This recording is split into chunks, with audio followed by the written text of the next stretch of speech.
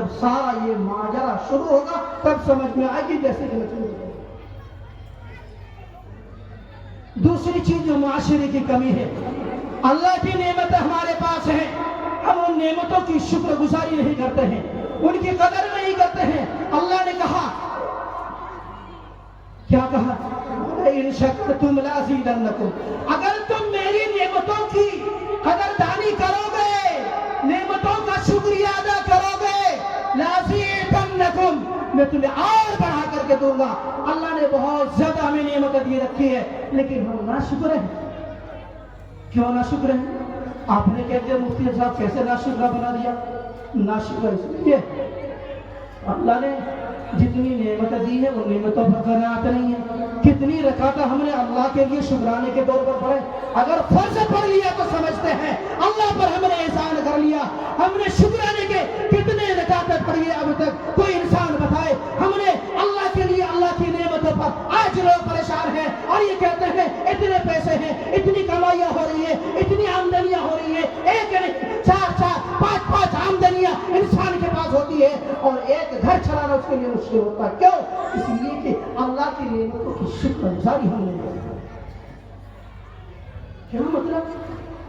30,000 40,000 50,000 لے کے انسان رونا روگا، پھر یہاں ضرورت پوری نہیں ہو رہی، کہاں سے ضرورت پوری ہو جائے گی؟ نہیں ہوگی، اس لیے کہ اللہ نے تو کہا ہے لئن شکرتم لازیدنکم ولئن کفرتم ان عذابی لشدید۔ اگر تم نے میری نعمتوں کی ناقدری کی، سنو میرا عذاب سخت ہے، میری پکڑ سخت ہے۔ اللہ کی پکڑ کی ہم یہی سمجھتے ہیں کہ بارش کے ساتھ پتھر برس جائے، آگ برس جائے، نہیں، اللہ تمہارے دلوں کے چین کو، سکون کو، اطمینان کو سلب کر کے تمہیں تکلیف کے اندر نہیں کرے۔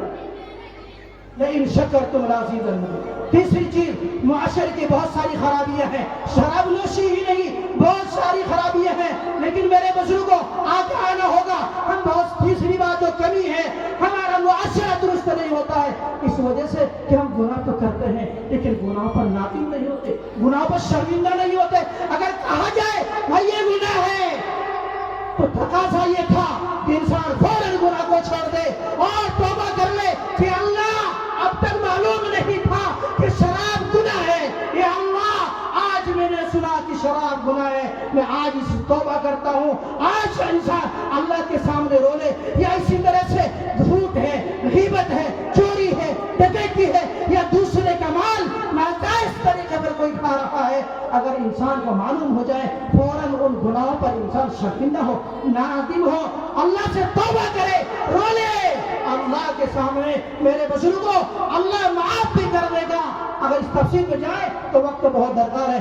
چوتھی چیز، آج ہم جنازے کو کانٹا دیتے ہیں، دفناتے ہیں، کفناتے ہیں، لیکن جنازوں سے ہم عبرت حاصل نہیں کرتے، جنازوں سے عبرت حاصل نہیں کرتے۔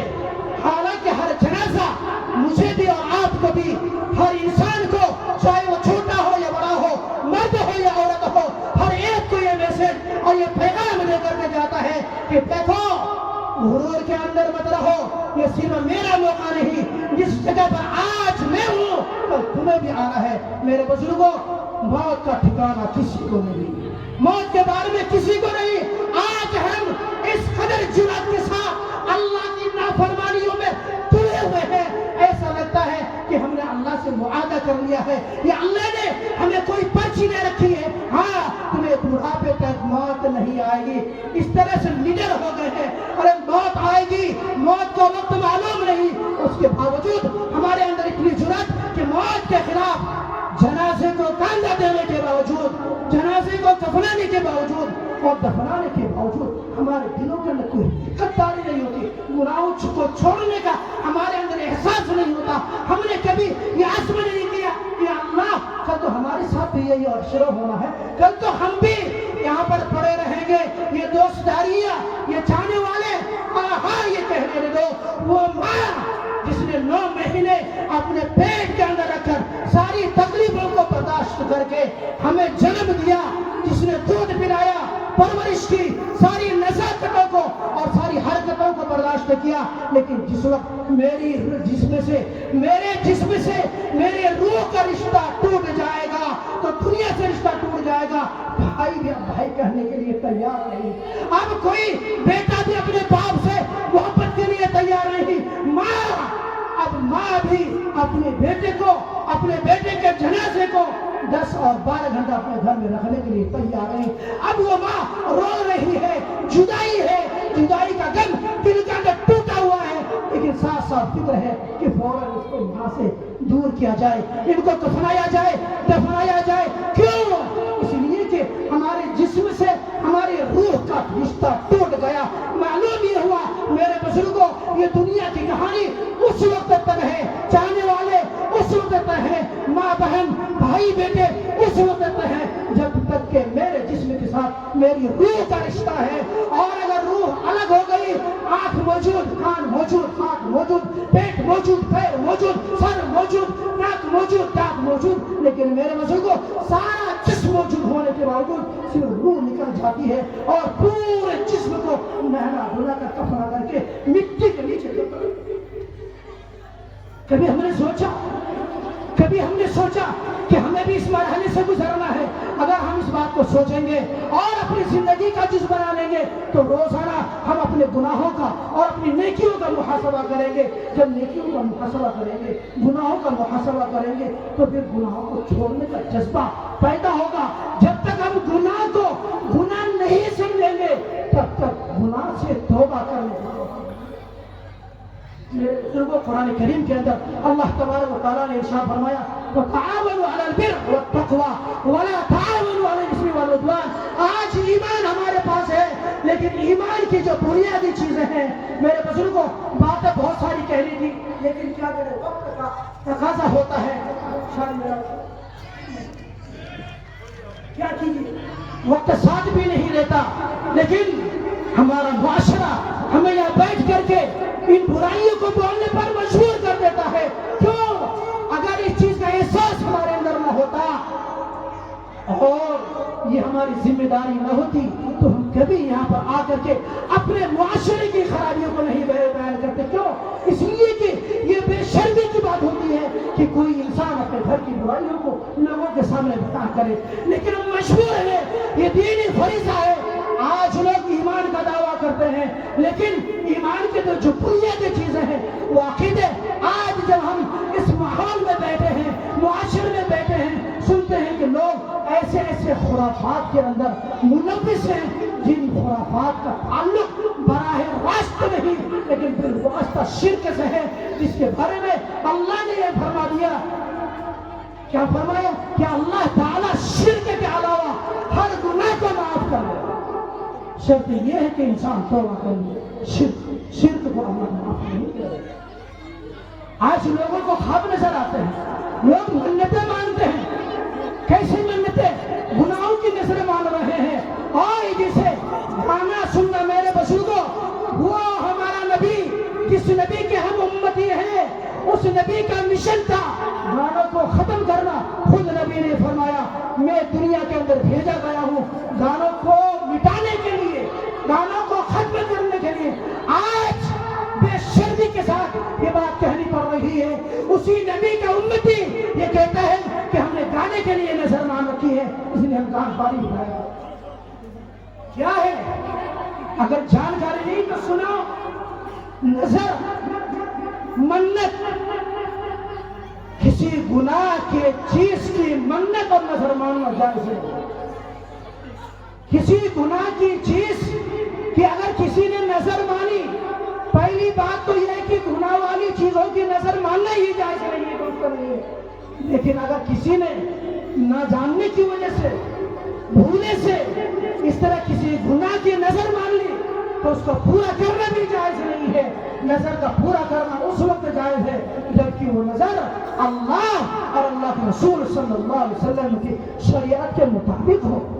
آج مثال کے طور پر کوئی یہ کہے کہ میرا فلاں کام ہو جائے میں چوری کروں گا، نہیں کیا چوری کروں اب اس کے لیے ضروری ہوگا؟ اب لوگ یہ تل جاتے ہیں کہ نہیں، اگر ہم نظر نہیں پورا کریں گے تو میرا یوں ہو جائے گا۔ گویا کہ اس نے اپنی اس بات سے یہ اعلان کر دیا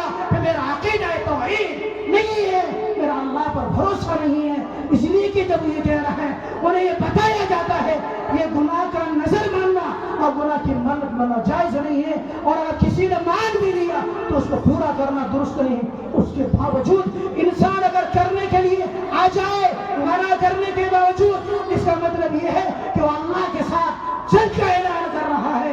ایک طرف اللہ ہے، دوسری طرف تمہارا عقیدہ ہے۔ یہ معاشرے کی خرابیاں ہیں، ان خرابیوں کو ہم لوگ خرابی نہیں سمجھتے، اور ترس کی بات ہے، افسوس کی بات ہے، بے شرمی کی بات ہے، ان برائیوں کو کوئی انسان اکیلا نہیں کرتا۔ یہ برائیاں گھان پارٹی کی برائی ہے، اسی طرح جوئے کی برائی ہے، یہ ایسی برائی ہے جس کو کوئی انسان اکیلا تنہائی میں نہیں کرتا، بلکہ کئی لوگ مل کر کے کرتے ہیں۔ جس نے نظر مانی وہ تو گناہ کر ہی رہا ہے، ہم اس کے گناہ کرنے میں ہم اس کا ساتھ دے رہے ہیں، اس کے ساتھ جا رہے ہیں۔ قرآن نے کہا وَلَا تَعَاوَنُوا عَلَى الْإِثْمِ وَالْعُدْوَانِ کہ گناہوں کا ساتھ نہ دو۔ اگر ساتھ دینا ہے تو پھر تم نیکیوں کا ساتھ دو۔ کون سی نیکیاں؟ نماز کے لیے بلانے میں ساتھ دو، تبلیغی جماعت ہے جہاں پر امر بالمعروف نہی عن المنکر ہوتا ہے، جہاں پر اللہ کے حکم کی طرف بلایا جاتا ہے اور اللہ کے ناراضگیوں سے روکا جاتا ہے، نبی کے دین کی طرف بلایا جاتا ہے، نبی کی سنتوں کو زندہ کیا جاتا ہے۔ ان چیزوں کے ساتھ تو تعاونوا علی البر والتقوی، اور اللہ سے ڈرنے والی چیزوں کا ساتھ دو، جن چیزوں سے اللہ کا ڈر پیدا ہو۔ ساتھ والا تعاونوا علی الاثم والعدوان، اور گناہوں کا ساتھ نہ دو۔ آج لوگ مجبور ہو جاتے ہیں اس چیز پر، کیا کریں؟ گھر والیاں نہیں مانتی، ہماری ماں اور بہنیں سن لیں، اللہ اکبر۔ آج مردوں کے لیے معاشرے کی مجبوری ہے اور معاشرے کے لیے مردوں کی مجبوری ہے، تو دوسری طرف آج جو لوگ نیک ہیں، جو نمازی ہیں، متقی ہیں، آج ان کی نمازی، ان کی مسلمانی صرف مسجد تک رہ گئی ہے، اور گھر جاتے ہیں تو وہ گھر والوں کے سامنے اپنے گھٹنے ٹیک دیتے ہیں۔ ہمارے یہاں کوئی رسم و رواج ہو، شادی بیاہ ہو، ختنہ ہو، اب دیکھیں گھر والوں سے مشورہ ہوتا ہے، تو اب گھر کا مشورہ دینے والا کون ہے؟ اب وہ عورتوں سے مشورہ لے کر، اب عورتوں کے منشے کے مطابق عورتیں بیچاری ان پڑھ ہوتی ہیں، نبی کی سنت ان کے دل کے اندر نہیں ہوتی، جانکاری نہیں ہوتی، اب وہ ایسا مشورہ دیتی ہیں جو سراپر اسلامی معاشرے کے خلاف۔ لیکن مرد کہتا ہے کیا کریں، گھر کی مجبوری ہے۔ اللہ اکبر، ایک طرف تمہارے گھر کی مجبوری ہے، دوسری طرف نبی کی سنت ہے، تم اپنی بیوی کو راضی کرنے کے لیے نبی کی سنت کا مذاق اڑاؤ۔ کبھی یہ شیوا نہیں ہے، کبھی یہ ہمیں زیب نہیں دیتا ہے کہ اپنے بیوی یا گھر والوں کے دلوں کو راضی کرنے کے لیے ہم اللہ اور اللہ کے رسول کو ناراض کر جائیں۔ آج اسی جذبے نے ہمارے معاشرے کو تباہ برباد کر دیا۔ ہمارے اندر یہ جذبہ ہو کہ ہمارا جو بھی کام ہوگا اللہ اور اللہ کے رسول کے مطابق ہوگا۔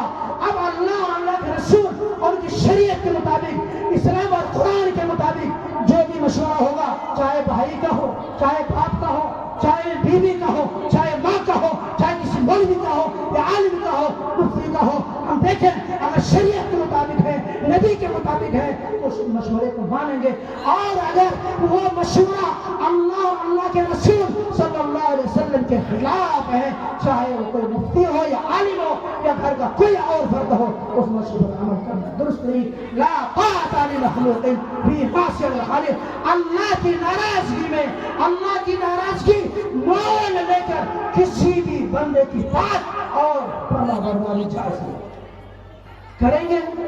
یہ جذبہ رکھتے ہیں۔